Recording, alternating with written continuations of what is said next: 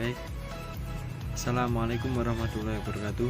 Alhamdulillahirrahmanirrahim. Wassalatu wassalamu ala asyrofil anbiya'i wal mursalin Sayyidina wa maulana Muhammadin amma ba'du. Baik teman-teman, langsung saja. Saya dari kelompok 1 sebagai moderator. Di sini kelompok 1 beranggotakan yang pertama ada Cynthia Wulan Dwijara, yang kedua Aulia Ahmad Fajar Ilahi, yang ketiga Ahmad Aziz Burato, yang keempat Ahmad Afifili, dan yang kelima Lawiyah. Baik, di sini kelompok 1 akan memaparkan materi tentang teknik dan pengembangan instrumen asesmen atau penilaian formatif. Baik, di sini saya akan menjelaskan tentang pengertian penilaian formatif. Asesmen formatif adalah proses pengumpulan data mengenai sejauh mana kemajuan data mengenai kompetensi yang ditargetkan. Dengan data yang diperoleh akan diinterpretasikan dengan teliti supaya guru dapat menguasai kompetensi secara optimal. Selanjutnya yaitu bentuk-bentuk penilaian formatif. Yang pertama yaitu goal checks. Pada awal pembelajaran, siswa diberikan tujuan pembelajaran. Observasi dapat difokuskan untuk semua murid maupun per individu. Yang kedua, diskusi satu-satu. Pembelajar dan guru atau tutor bertemu dan mendiskusikan harapan ke depannya dan menilai basis pengetahuan dan keterampilan mereka saat ini. Yang ketiga yaitu observasi guru atau instruktur. Guru atau instruksi mengobservasi siswa ketika mereka menyelesaikan aktivitas belajar dan menilai kecakapan dari masing-masing individu. Yang keempat yaitu log belajar pribadi. Siswa dimintai untuk membuat log atau semacam jurnal belajar online pribadi yang merinci tentang apa yang mereka pelajari, pendapat, dan perasaan mereka terhadap topik tertentu. Yang kelima, presentasi kelompok. Siswa bekerja kelompok atau secara independen untuk membuat sebuah presentasi online yang harus mempresentasikan kepada rekan-rekannya. Yang keenam, self-assessment.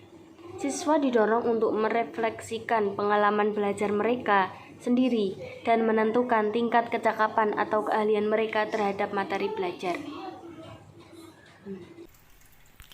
Baik, bismillahirrahmanirrahim. Saya akan melanjutkan penjelasan dari teman-teman, yaitu mengenai tentang teknik penilaian formatif. Yang nomor 1 ada observasi penilaian yang dilakukan secara berkesinambung melalui pengamatan perilaku secara berkala. Yang kedua, kinerja penilaian yang menuntut murid untuk mendemonstrasikan dan mengaplikasikan pengetahuannya ke dalam berbagai macam konteks sesuai dengan kriteria yang diinginkan. Yang ketiga, proyek kegiatan penilaian terhadap suatu tugas yang meliputi kegiatan perancangan, pelaksanaan, dan pelaporan yang harus diselesaikan dalam periode atau waktu tertentu. Yang keempat, tes tertulis, yaitu tes dengan soal dan jawaban yang disajikan secara tertulis untuk mengukur atau memperoleh informasi tentang kemampuan murid. Yang kelima ialah tes lisan, adalah pemberian soal atau pertanyaan yang menuntut murid untuk menjawabnya secara lisan dan dapat diberikan secara klasikal atau dilakukan untuk seluruh kelas atau kelompok besar ketika pembelajaran.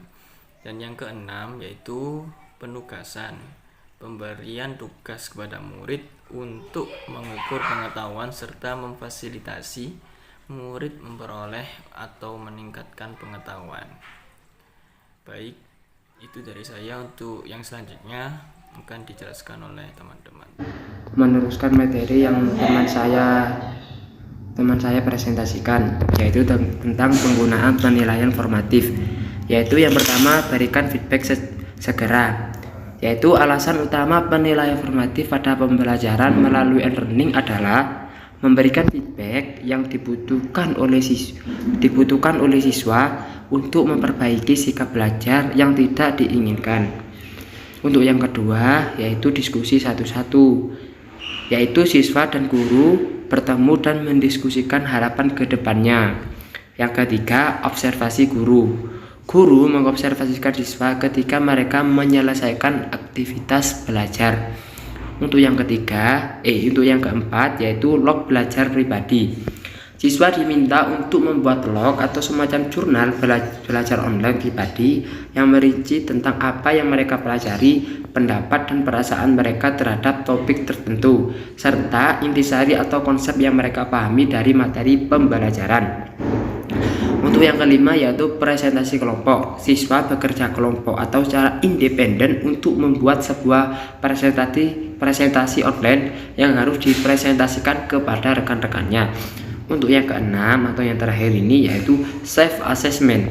Siswa didorong untuk merefleksikan pengalaman belajar mereka sendiri dan menentukan tingkat kecakapan atau keahlian mereka terhadap materi pembelajaran. Sekian dari saya. Untuk selanjutnya saya serahkan kepada moderator.